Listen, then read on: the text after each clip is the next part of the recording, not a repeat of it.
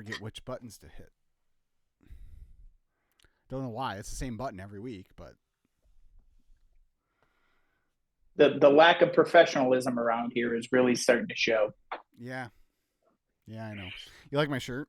This was a Christmas gift too. I do. I see that. That's Yeah. between that and the Razor one. That's a pretty nice haul. Yeah, yeah.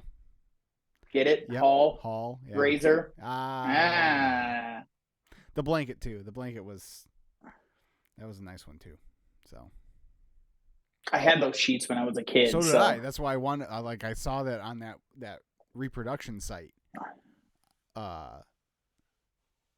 And I saw it. And I'm like, oh. So I sent it to my mom. It's a nice and soft blanket too. It's quality stuff. so old. Oh yeah. But hope everyone had a very Merry Christmas and Happy Holiday and all that kind of stuff. And we're gonna talk a little bit of wrestling today, and then that's just we gotta get through that, and then Matt and I are just gonna fawn over the Lions winning the NFC North for the first time ever in their first division title in 30 years. It's a lock, baby. Since I probably had those sheets on my bed the last time the Lions won the division. I mean, I was 9, so it would be about that time, right? Mm-hmm. So Unbelievable. yeah. But before we get started, just a reminder: please give the video a thumbs up and subscribe. Share it with your friends and all that good kind of stuff. So, real quick, Matt, I want to start. You and I actually got together for reals last weekend. Went and saw a little film called The Iron Claw. That's right.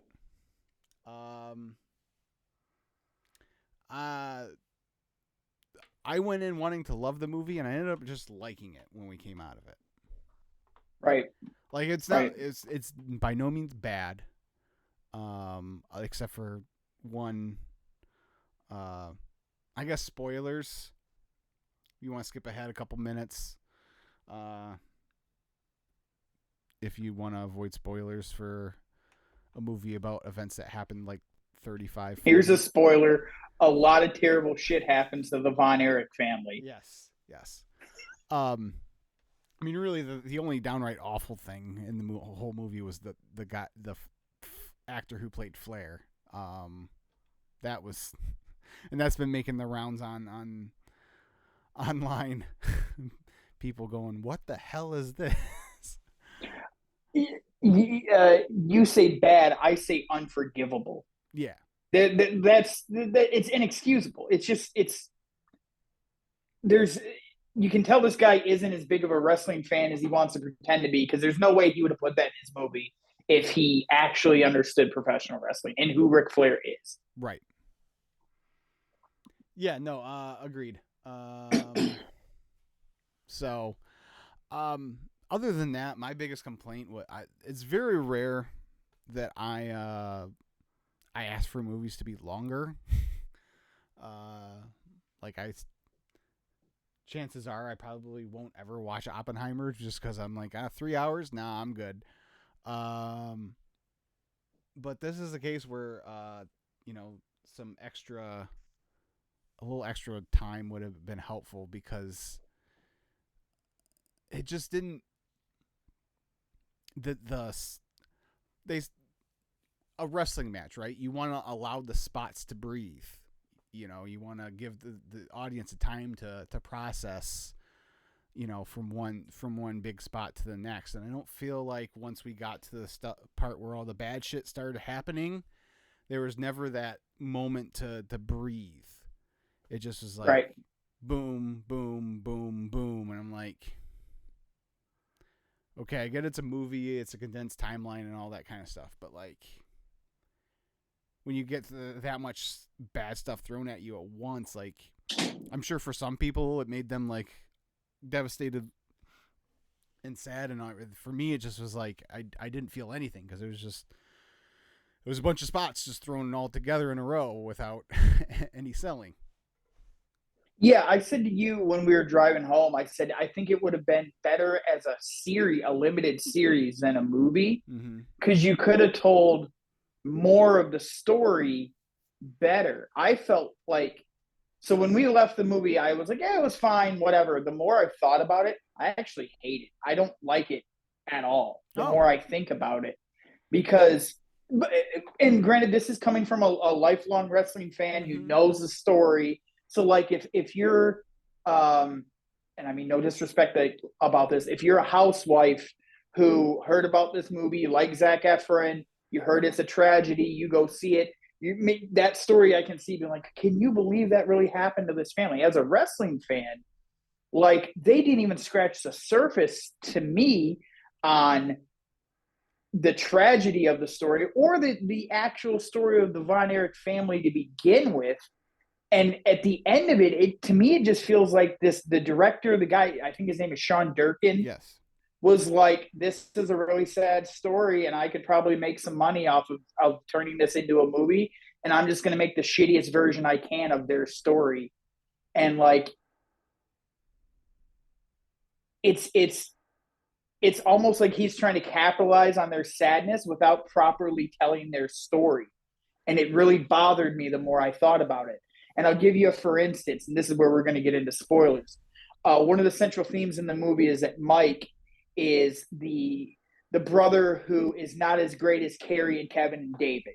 And Mm-hmm. Fritz is all over him all the time about, why can't you be like your brothers, blah, blah, blah. The real story of that is their other brother, Chris, Mm-hmm. is the one who really dealt with that. Mm-hmm. They don't even mention him in the Yeah, movie. he doesn't There's a exist in the movie. there's a whole brother who's involved with all of this who probably had it shittier than any of the other ones that were still alive. Mm-hmm. Uh, and they don't even talk about him. And when I went to find out why, Sean Durkin said there was already so much sadness in the movie, I didn't feel like we could put any more into it. Okay, except for Chris Von Erich's story is that he knew he couldn't live up to his brothers and he killed himself because he knew he was never going to be able to live up to the Von Erich name. So you're telling me in the story about his family's legacy and their tragedy, the guy who could never live up to his brothers can't even get a scene in the movie because his story is so sad. Right. It would have brought it down even more. That is such an insult to that, like to his legacy, his name, whatever. Like Mm-hmm. it's so disgusting to me that you would just ignore his entire existence when the reason he's dead is because he couldn't live up to his brothers. And the story of their life, he's not even named once. Like Right. unbelievable, Yeah, like I would unbelievable. understand like if you didn't want to put him uh his demise in the movie, but you got to at least acknowledge that he existed. Like I mean, cuz you're you're fudging all the facts anyway on some of the stuff, so what's it matter, Well, in the timeline of the Von Erichs, when when Carrie kills himself, dead. So if you're trying to tell the story of Kevin Von Erich being the last Von Erich alive and suffering through all this tragedy, when you get to the crux of like, and now he's lost his last brother. Well, no, we didn't even talk about the brother he lost a year before that, or a year and a half before that. right. Like it's awful storytelling, in my opinion. Yeah. Um that said, I thought Efron was great in his role. I do think that, and I guess it's just the product of him being the last one standing, so to speak. I thought him being I thought Kevin being the focus of the movie was kind of I don't know. It just was weird because it was like Carrie was the one, like, and I like yeah. So that part for me was the part that was weird. Um, Well, Especially because again, if you uh like the best part of the movie was when Carrie like joins his brothers and they go into the montage of the Freebird feud. Only problem Mm-hmm. with that is the Freebird feud started because Carrie had a world title shot against Flair in a cage, and And they don't even. the Freebirds turned on him. This is why I'm saying that it would have been better as an 8 episode limited series. You could have focused on that. You could have talked about, like, they don't even mention that Carrie has a family in the movie. If you just watch that movie, you just assume that that woman that shows up at Christmas is his new girlfriend. They don't talk about the fact that he had kids and stuff like that. Mm-hmm. Like, I think if it was a limited series, you could have dove into just how popular the Von Erichs are. They barely even touched on the fact that they weren't just stars in their dad's promotion. They were like in TV commercials and on billboards. They were megastars in the Dallas area. They don't even talk about that. Right. And like it feels like to me, Kevin could have been the focal point if you talk about all these things that happen around him that should be happy and successful, but it inevitably always ends up in tragedy. But like you said, when you're cramming all that into 2.5 hours, like it just didn't have enough time to breathe. And it just, in retrospect to me, it's just a cluster. Right. You'd be better off watching the triumph and tragedy of world class championship wrestling on Peacock than this movie if you wanted to get an accurate representation of what the Von Erichs meant. Right. Yeah, that's fair. So, that being said, go see the movie. We need more wrestling content on the main stage. yes. And you said Efron was great. I thought Jeremy Allen White was really good. I thought the cast did a great job. The guy who played Fritz was incredible. Mm-hmm. The acting was really strong in the movie. It's just the rest of it for me. Yeah. It was. And again, like it's one of those things where it's like any of these biopics. Unfortunately, I'm sure if and when the Kiss one ever completes and is finished, I'm gonna come on here and rant and rave. Well, they got this wrong, and this song wasn't released yet on this album, so there's no way they would have played it live in those costumes. Blah blah blah. It's one of those things where it's probably the less you know, the better.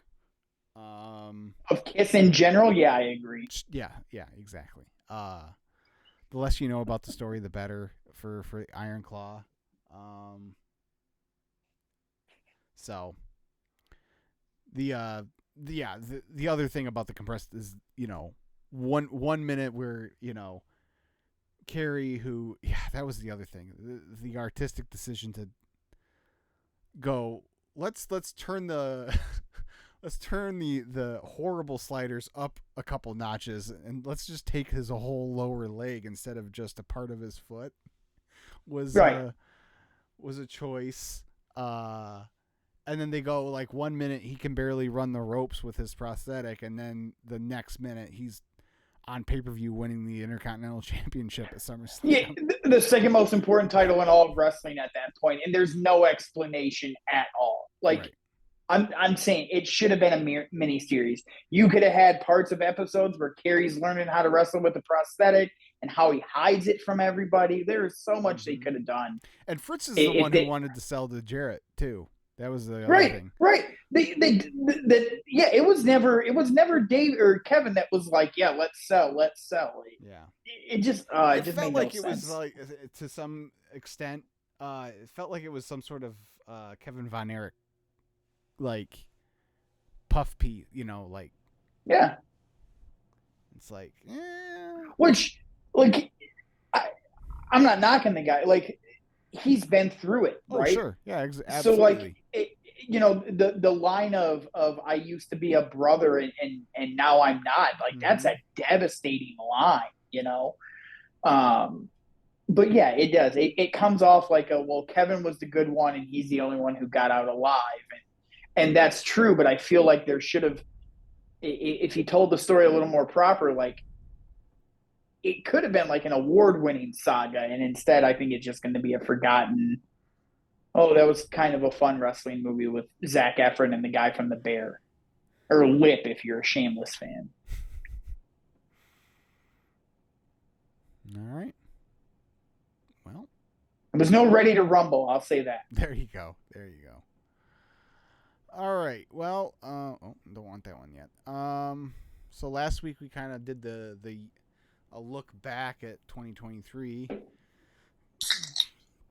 This week we kind of want to take a look forward at 2024. And yeah, it's kind of both what do we want to see, and then also what we think is going to happen. Oh, God, this stupid. Nope. Again with the graphics around here, right? I tell you, it's there we Who go. who do I got to pay to be our graphics guy? I don't know, but like I'm open for business, so. All right. Anyways, so yeah, we both kind of go, what we want to see and what we actually think is possible. So, we can kind of go either. I guess we don't have to have any real firm structure on this. What So I guess let's start with you, Matt. What's one thing either or? What's one thing either you think will happen or something you want to see happen? So I think we're going to see, and I want to be careful. I'll explain what I mean by this. I think we're about to see an Attitude Era type of run out of WWE programming, Mm-hmm. in terms of business, popularity, mainstream appeal. I don't mean double middle fingers Right. and women in bra and panties matches. It feels like they're really on the cusp of entering the mainstream, and not just like, oh, WWE, like big time people are more and more becoming involved with this and making it very open how interested they are. They're setting gate records everywhere they go. They're drawing incredible houses when they leave the country. They're drawing nice houses when they're home. I mean, they've just added arguably the most popular superstar in wrestling over the last decade that they didn't already have. Mm-hmm. I want to be careful. There were dudes that were guys and gals that are really popular, but it's like they picked up a monster free agent that no one expected. Um, it just feels like the business is about to boom for them really, really big. And I'm curious to see just how grand it gets in the next 6 to 8 months, especially. Yeah, if they nail Mania, like I think they're really set up for the rest of the year to like you said, just continue to just the Dan Campbell gift. The yeah, um, but yeah, I mean yeah, they just the Garden Show was they set a record for a non televised event as far as the gate or something insane like that. And yeah, they're doing. They did the same thing in Baltimore that Mm-hmm. same night with the SmackDown show, Yeah, and that SmackDown card was dookie. It's the same one they ran in Detroit last night. It's right. like it was Jimmy versus LA Knight, Solo versus Owens, and a tag match with like Bailey and Io versus Bianca. It was like it Right. wasn't like they had the big guns there, and they were doing huge business the last few nights. So Yeah.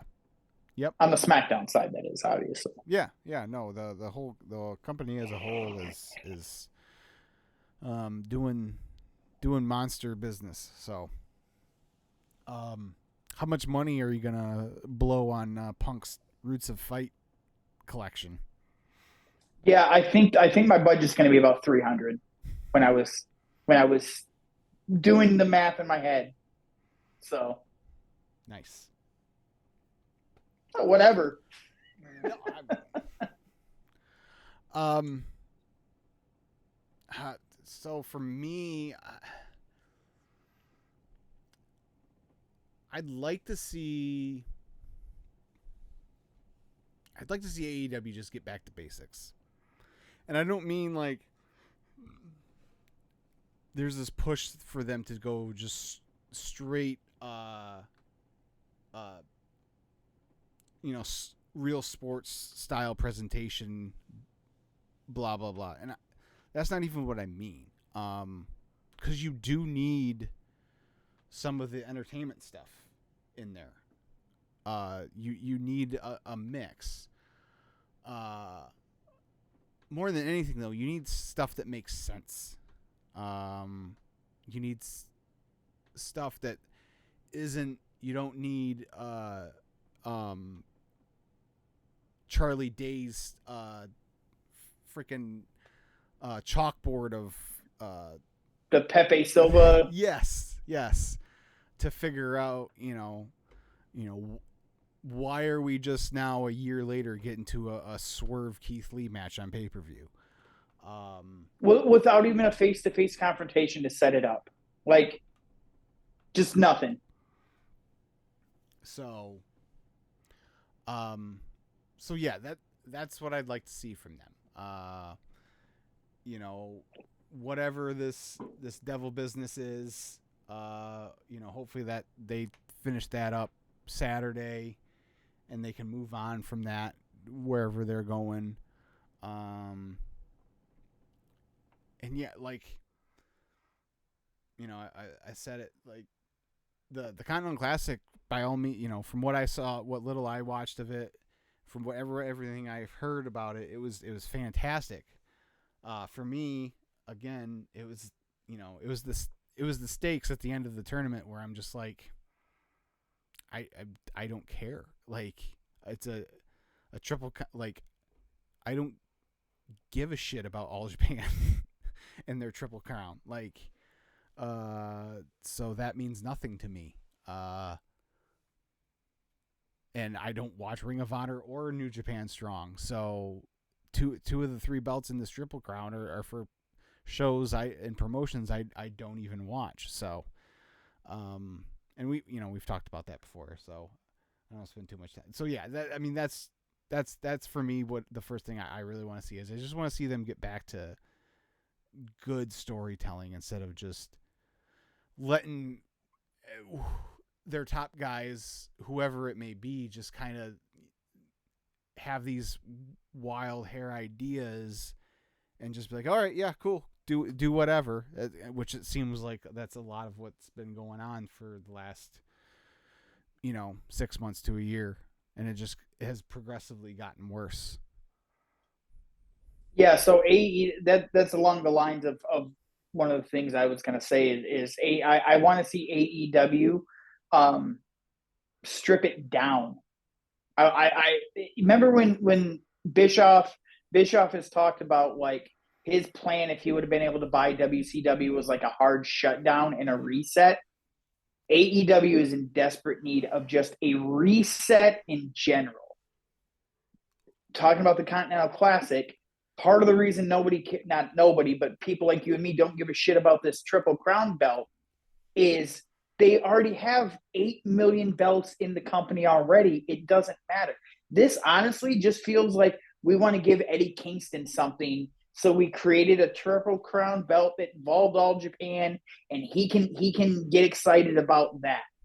Because at the end of the day, whomever wins that belt, it's a nothing burger. If it's Moxley, great, because Moxley is already the ace of the company, right? Mm-hmm. It doesn't do anything for him. And Eddie, if he wins it, it doesn't elevate him up higher in the card. It's not like he gets a world title match or anything. It'll just be the same thing they've done with him for 2.5 years, where people are excited to see him, and then they just don't do anything to move him up the card. So the idea of a reset for me is you got to get. I'm sorry. I know he's doing great work. I know these guys are legends in the business, but guys like Jericho and Edge and Christian don't need to be on TV every week. They just don't. They should. I would argue there should be long periods of time where they're not on TV Mm-hmm. because all you're doing when those guys are on TV right now, especially with WWE being as hot as it is reminding your fans that these guys couldn't cut it in WWE anymore, Right. and they're here. It's just it's what ended up happening with WCW back in the day Yeah. and TNA to an extent, Mm-hmm. where it was just like you this 8-man tag that they just threw together last night. You've got FTR, the Bucks, Lucha Bros, House of Black, the Acclaim. You've got all these acts that could have a tag team title match on pay-per-view. But I gotta watch Jericho and Sammy Guevara. Well, not watch because I'm not gonna order it. But your great idea was we're gonna put Guevara back with Jericho again, and then just shoehorn Sting into the. Sting has 3 months left of his career, and you're just throwing him in as an afterthought. Mm-hmm. What the hell are you doing? Like he's gotten so far into it, he needs to just scrap everything and start from the beginning. And to me, you start with a handful of guys. You go if he's staying, MJF has to be there. Yeah. Mm-hmm. It's MJF, it's Cole, it's Hangman, it's Kenny, and it's Will Ospreay. Mm-hmm. You want to throw Moxley in there because he is the ace, fine. And then you got to get Swerve in there somehow, and we're wrapping up Brian. But those are the 8 guys that need to be the focal point of your show at the top of the card to get this thing back on track. And you don't have to make it too complicated. Just let those guys do their work. It'll be fine. Now we don't know how long Kenny's out, but I would assume at some point he's going to return to the rotation. I'd throw Orange Cassidy in there too, but yeah. Sure. Yeah. And they need to get back to the tag teams being an integral part of the show, and real tag teams. They spent all summer building up the guns, and now they're an afterthought. Mm-hmm.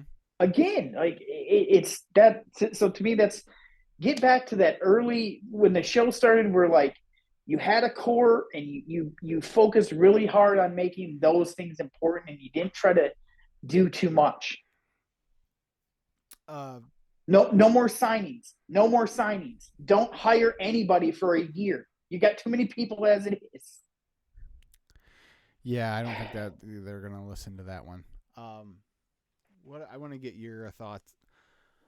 So lately, there's been a lot of people, both talent and behind the scenes, that have been there since day one, pretty much, that are leaving the company. Is this, and I'm gonna, Sean Spears is not who I'm talking about here. More so like the Raphael Morphys, the Dana Masseys, stuff like that. Is this QT? Is this company growth, or is this company losing, kind of losing the essence of how they got, losing what made them special when they started? Not what made them special, but like, no. I think I get what you're saying. Yeah, I've seen both takes, and I don't even know where I land on it, to be honest. I think it's a multitude of things, and obviously this is just me BSing conspiracy theory, but I think there's certain people in that company that recognize that Tony is a money mark, and he's always going to side on. He's always going to lean towards his favorites, the guys he really, really, really likes, right? Right. And I think there's people that are worried, that have been there since the start, that are like, okay, well, I'm not happy with the way things are going, and Tony is clearly going a certain way with how he's handling it. I'm out. I think his mismanagement, because it's come out, the stuff with Matt Jackson's wife was like he didn't stand up for them when all the Punk stuff happened. They're really upset by it. So that sounds like a personal, like, hey, you said you'd have our backs, or you said you'd take care of us, and you didn't, and I don't want to be here. And it makes me wonder if the Bucks are thinking that same way. Right. Um, I think in the case of like a QT and a Sean Spears, I think that has to do with neck tattoo. Um, there's opportunities for them over at WWE just because of their relationships with him, you know. Right. Uh, and if the essence of what made AEW special in the beginning is gone, I can see why those guys are like, yeah, I don't need to stick around for this. Yeah. And then another conspiracy theory: this whole mess that happened on Christmas with Drunkico showing up Oh. and finger fighting at 4 a.m. on Christmas Day. Yeah. You want a prediction? You want a prediction? Chris Yes. Jericho will be back in the WWE in 2024. Really. I think Jericho's angling to get out of AEW. I think he sees the sinking ship. He's like, if I can get out now, stir up some shit, get my name out there, get people talking about me, out the door. Because isn't his contract up soon? No, he Didn't resigned. he? But I thought the re-sign was only like 2 years. I thought he signed like a 4 year when he started, and he signed like a 2 year deal after that. So 24, 25, right? Well, so if you signed a 4-year deal when he came in, that was 2019, so that wouldn't have been up till. Yeah. I mean, maybe. I don't know. We'll see. Uh, I'll look it up. But when I saw all that happening, and then him like liking Punk's post on Instagram of um his first match back and stuff, I'm like, it just seemed, why is he getting so involved in this? And I think it's because he's trying to set himself up for a little business in Stanford. Maybe. I mean, I guess you can't put anything past him, but he seems so such a TK guy. But Yeah, he signed an extension that keeps him there through 2025. yeah.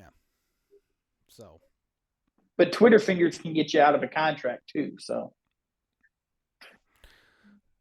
so can punching finger. yeah, cry about it. Yeah.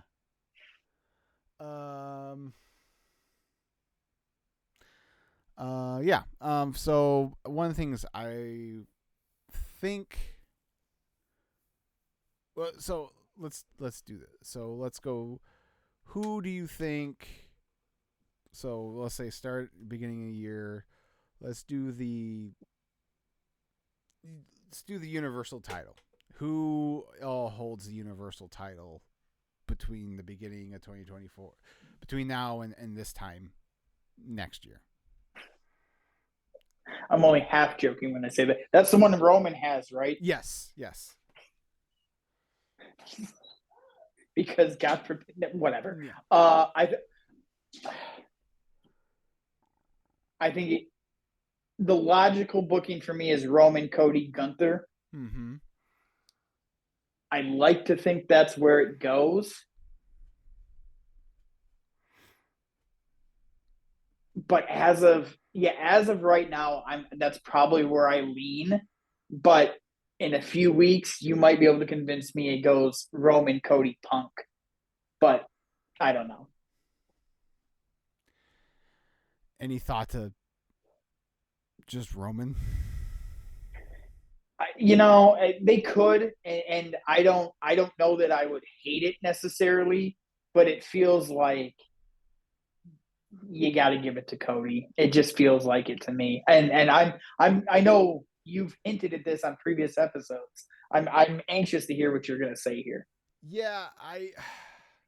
So it started out with a clip I saw of Sam Roberts of all people, talking about how he doesn't think he doesn't think Roman should lose. And I was like, at first I was just like, yeah, that's whatever, that's bull, that's stupid. And then I got thinking about it, and I'm thinking, so they did they're doing the triple threat next Friday for number one contender at the Rumble. So let's say it's Roman. or I mean, say it's Randy. Well, that means you still have LA Knight who has beef. You've got AJ Styles who obviously wants a shot. And then the way that they did the thing a couple weeks ago with him saying Solo was going to be the one to be Tribal Chief when Roman's done.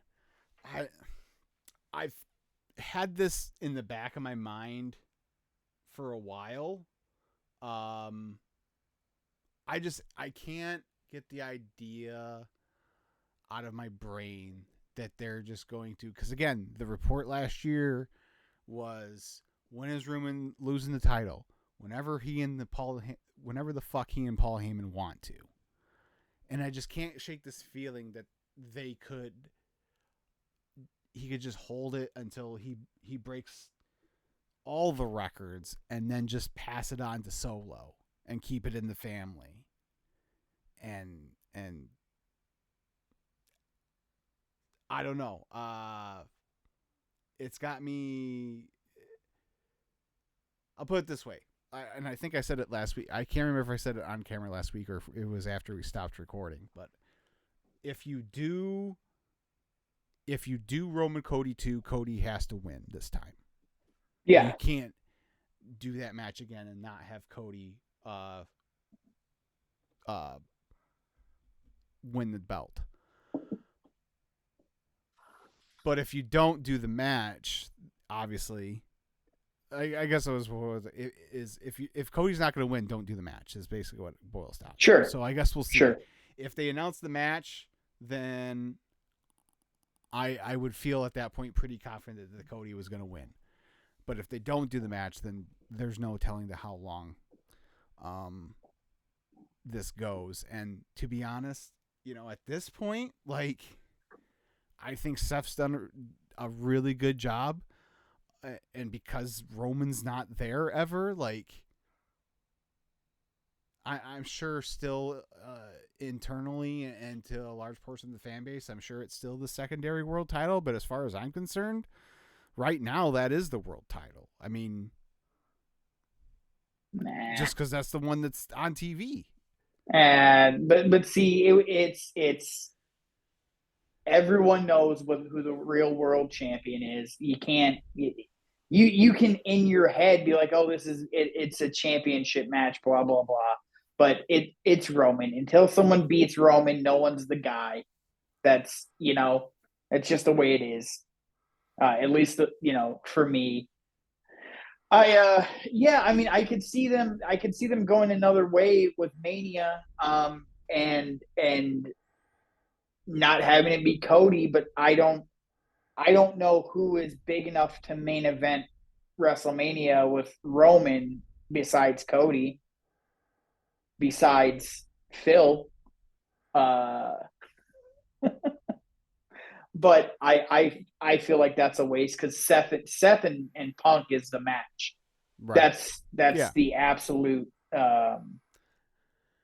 And as we've talked, unless they can do Austin, but I could be convinced that it's more important to do this at Mania, to do Seth and Punk. Oh, I absolutely feel that way. But yeah, I mean, unless they get Dwayne, that'd be the only other thing. Sure. That's fair too. I just feel like to me, Cody is still the favorite to me to win the belt from Roman in 2024. Oh yeah, I mean, I think he's still the favorite too. I just was saying, I could absolutely see a scenario where that doesn't happen and they just drag it out for even longer. But what about the AEW title?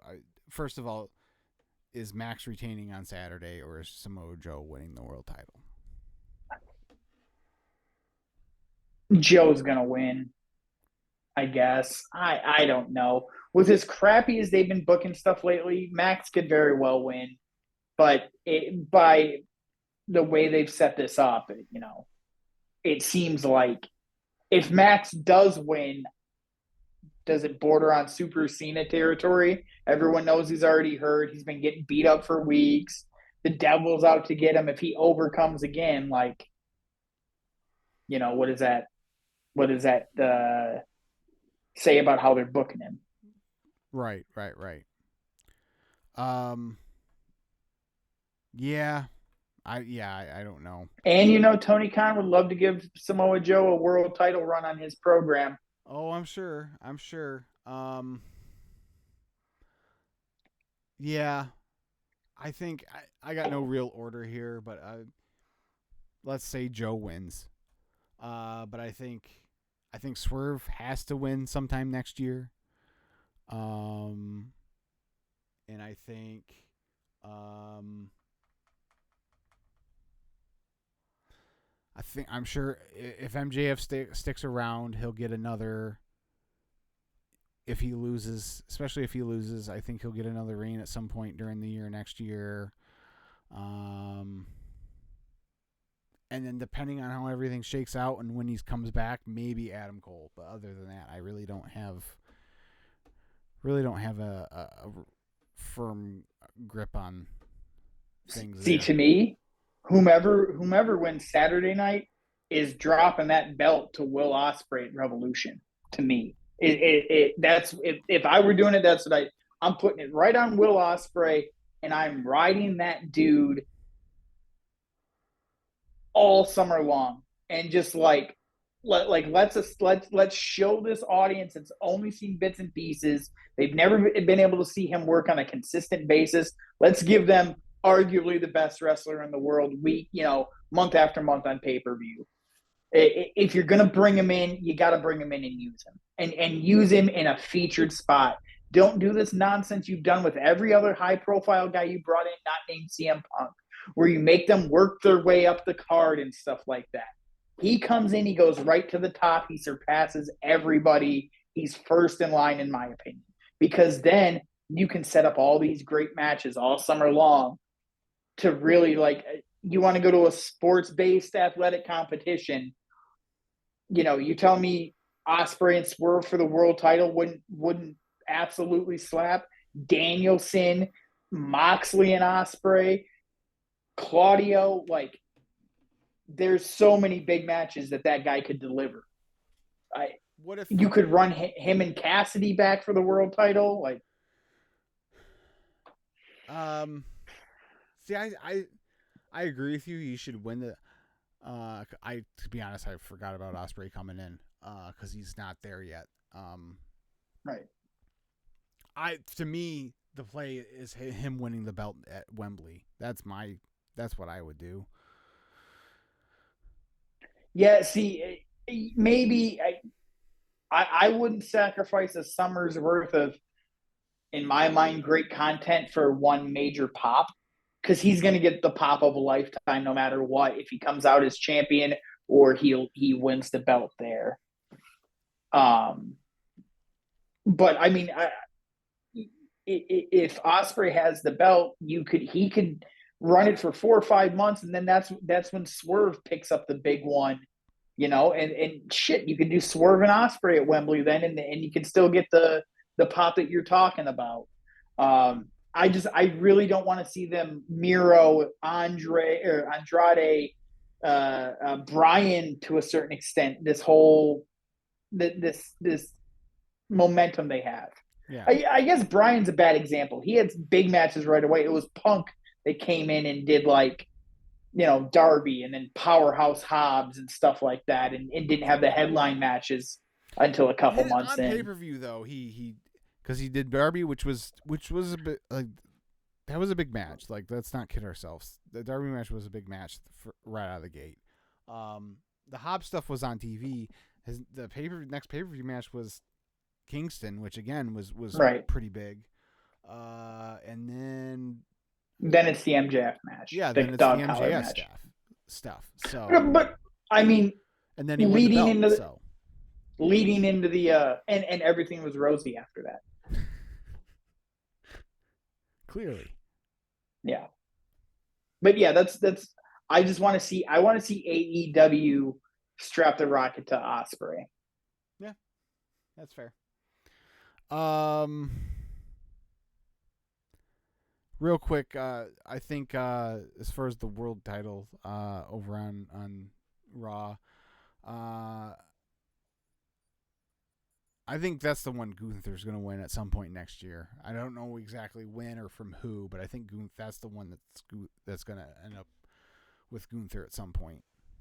Probably, I again, if you want to do the, as close to hometown, whatever, maybe that show in Germany they're doing. Um, but I think that's the belt Gunther's going to get. Okay. So, is there anything else? We're getting a little deep in, and I know we both want to do Lions stuff. So, is there anything else you wanted to? You know what? I had something else. Maybe it'll come to me. All right. Well, yeah. If you think about it, just shout it out loud. That's not what I meant to do, but I got so far, and I'm like, I might as well just go with it. So. I mean, if yeah.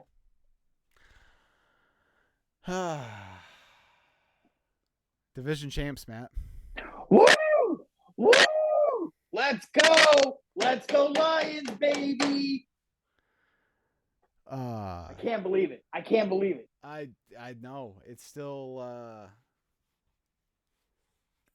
little bit like surreal. Like it won't be until that home playoff game where it will really be like, oh my god, they did it. Well, I mean, I knew it was like it felt like a big deal, and because I'm a pessimist, I'm like, it's just a division championship, right? But like seeing people's reactions to it and really thinking about like there are entire like people's lives where they've never known the Lions. And I at least remember the Lions being competitive most seasons. Like the playoffs were a likelihood a lot of the time. Yeah, like every other year they were going to make the playoffs, but then lose. Sure. Just like, but to see the reactions from fans, but also to see how the players reacted, like that was great. The locker room videos and all the just like the back behind the scenes stuff that the Lions organization has put out, like just really powerful. Like they're so excited. Did you see the extended cut of the locker room after the game that they released today? No, I haven't seen that yet. Yeah, they released an extended cut of it was it's Campbell like getting to the locker room first, and Sheila shows up, and then he greets every player as they walk in to the locker room. Oh, nice. So yeah, it was really cool. I love how he called up all the old guard, as he called it, all the guys who have been there. Decker's been there 8 years. All the guys that have been there for a while and have been through, all the shit and have stuck it out, and now we're division champs. So I thought that was a really cool thing that he did. Go ahead. No, I was just gonna say that then the video I believe the team released it of like him at the beginning. Was it the beginning of the season? Yeah, it was week 1. Yeah, the speech he made, and then or even the going his introductory there's been people his introductory press conference. Not even the kneecap biting stuff, but the other stuff that he said in that press conference, and now here we are 3 years later, and it's like that's an incredible turnaround. Damn if he didn't do what he said he was going to do. Yeah, that video you were talking about was really like powerful too, when he has everyone turn around and look at like the last playoff game, the last division championship, or last playoff win, last division champion. Yeah, like the line where he said of like, we have the rare opportunity of creating a legacy was the nicest way he could have possibly said, like, this place is a hellhole. We can turn this into something special. Yeah. Like the Patriots, the way Tom Brady and Kraft and Belichick, that whole thing, like that's not that we're going to become the Patriots, but like that's what's the opportunity. You can make yourself into something special. Mm-hmm. Um, and this place is starving for it. We've talked about it all season. Like people are so excited to have this home playoff game. If they can sneak this out and get the 1 seed or get the 2 seed, and maybe San Francisco gets knocked out, you get the NFC title game here at home. Hey, who knows what happens? Like Yeah. there's just it, it, this home playoff game is Ford Field. I think is going to become an advantage for us significantly in the playoffs. Oh, absolutely, absolutely. Um, what we're so take me through. We were texting a little bit, but I was by the time we got to that point, I had made it up to the in laws and was I was watching the game, but it was with the family, so we weren't texting a whole lot. Just kind of take me through that final drive there up until the interception. So, um, obviously, like everyone, I'm like, we've been here before, ha ha ha. But in the back of my mind, I was also like, it's not the same team. Like, if I remember specifically telling myself, if this were two other teams, I'd be like, the likelihood of them pulling this off isn't that big, especially backup quarterback. Like, just not. I don't need to be stressed. But then our history. When the fumble happened and Kaminsky tried to pick it up, I literally screamed, "Just fall on the effing ball, you fat!" Yeah. Like I was so like, "What are you doing? Oh my god!" And then the third and 20, or yeah, the third and 27, where they got 26, but the refs just didn't bother to do a measurement, didn't bother to figure out, hey, he was actually short, and when they clocked it, that should have been it. But Mm-hmm. um, and then when Iffy made the play, it was like, oh, thank God, like that there it was. Like I can't believe, and screaming, fall down, get on the ground. Like what are you doing? Just fall. And Right. finally he did. Right. Yeah. Um, That fumble. That moment, I was like, oh no. But then oddly, like I was even after they picked up that 3rd and 27 or whatever. Like I was still was like, it's like I was oddly calm, all things considered. all things considered. So, but yeah, and yeah, they just keep. It's so weird how like the first few games, specifically on defense, it's like the first couple of games it was Branch, it was his coming out party, and then he got hurt, and then when CJGJ came hurt or got hurt, Tracy Walker came back in, and he had a couple good games before he kind of fell off, and it Yeah. seems like it's been that way. McNeil had his stretch. Bugs has had and now like the last 2-3 weeks, it's been Melifonwu who's had all these big plays, and to the point where he won Defensive Player of the Week this week. Well, and it sounds like they're not. CD Deuce isn't playing again this week. Right. Um, there was scuttlebutt from some of the dudes in the locker or in the press room that like they might not want to mess with what they're doing right now, because since Iffy has hit the lineup, they've been a significantly better secondary. The idea would be Brian Branch might get knocked off of the nickel, and that's where you put CD Deuce, because that's actually where he's at his best. That's what they were hoping to do with him this season anyway. Mm-hmm. Um, so maybe Branch gets knocked over to that second corner, or if Sutton is out this week, he might have to step up.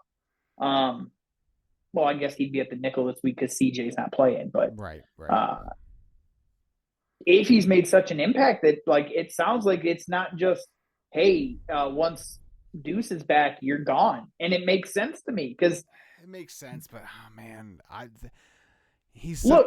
look, let me finish this point, and Yeah, then I'll shut up for a yeah. while. No, you're good. Uh, they've got a game and a half of footage on CJ and a training camp. They've got 3 years of work with Iffy. They know that what he brings to the table. They know like because when he's been healthy, he's been a really good player for them. He just can't stay healthy. So like if they know what he can bring and he's made them better immediately, maybe you don't want to mess that up for a guy that as great as he is, he's only got a training camp and a game and a half worth of ball in with the squad. Sure, I don't know, man. He's a guy that led the league in interceptions last year, I and more than that, like I just feel like the I hesitate to use the word swag because it's overused, but that's exactly what it is. What he brings, like, I just feel like that would be such a shot in the arm for, you know, a unit that's look, it's played better, but it's still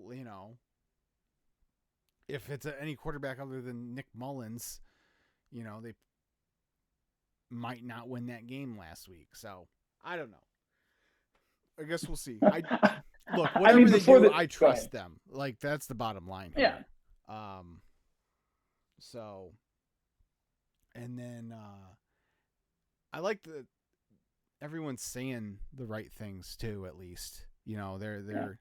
It's always been uh, from the time the clock struck zero on that game. It's been this is just the beginning. This is just the beginning. So while they're extremely happy to reach this milestone, it doesn't, at least there's from what they're saying, it doesn't feel like they're satisfied yet, and they still feel like there's more that they can do this year, which is encouraging.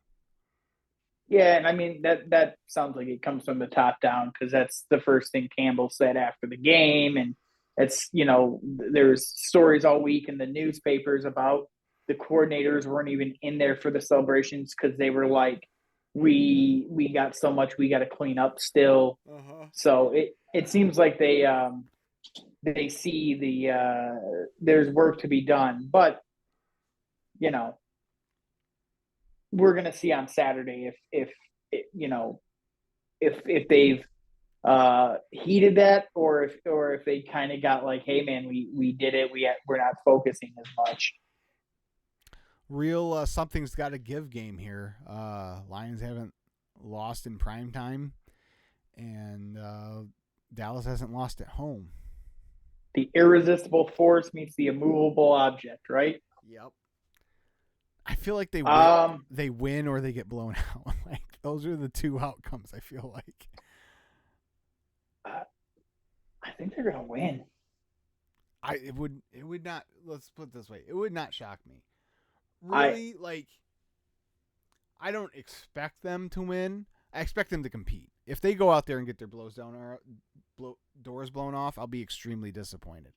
If they go in, put up a fight, a good fight, play a good game, but still just come up short, like it'll be hard for me to be upset about that. so I mean we should have beat Dallas last year, right? Well, that was the game where that was last year's. That was he had like 5 turnovers that game. Or was it 2 years ago where we had Dallas down on the 1 yard line and Jamal fumbled at the goal line in the fourth quarter? That must have been Was two. that was that? No, last year I They think got they got it. stomped. I think they got it close in the end. But I know remember distinctly last year was a bad golf turnover game. Right. Okay. Anyway, I think they can compete with Dallas. I don't. It's no secret that Dallas's run defense is awful. Yeah. Right. Mm-hmm. Our offensive line is healthy. they're really bad in the run game, which makes me think they're going to focus heavy on, hey, we can't let these guys run all over us. And that's where the play action game, I feel like, is really going to be opportunistic here. Yeah. And I feel really good. Even I think we're going to give up points. We're probably going to give up 28 points. I just feel really good that our offense is going to be able to put up 5 touchdowns if they have to, 6. You know, Yeah. if they force a turnover, get a short field, and get a quick strike. Yeah, they could put up 6 tutties on Saturday. I feel really good about how our offense is going to be able to keep us in this game because Well, Dallas is not great on defense. right. Yeah, they've got a couple playmakers on defense, but as a whole, yeah, their defense isn't anything great. Right. If you're not in third and long, Micah Parsons isn't a factor. Like Right. if because he's not out there to play pass coverage and he's not stopping the run. Right. So, and with the run game, that shortens the game. Blah blah blah. So it limits their possessions. So, like, yeah, Speaking, absolutely, I absolutely see a scenario where they win. I'm just not going to put that on them. You know, I guess. Because I do think Dallas. I mean, look, they've shown it at home. They are a completely different team this year. So, but yeah, we'll see.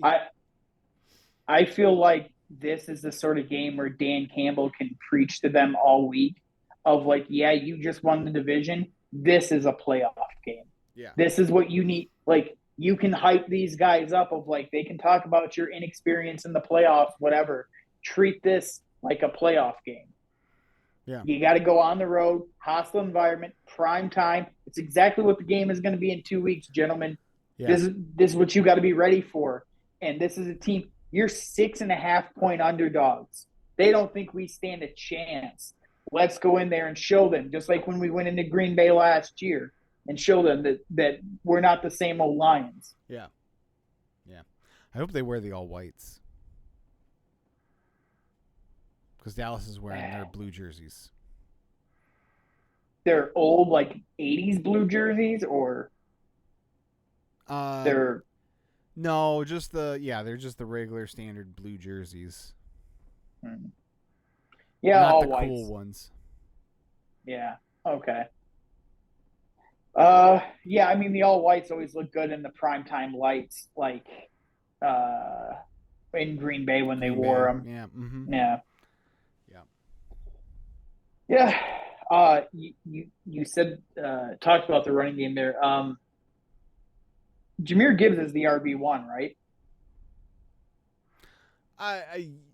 Yeah. Yeah. Oh, yeah.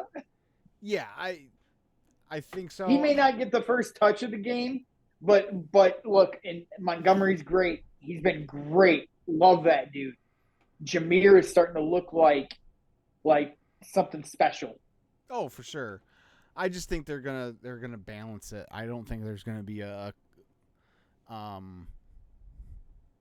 clear one or two. I think they're gonna use them both, about the same.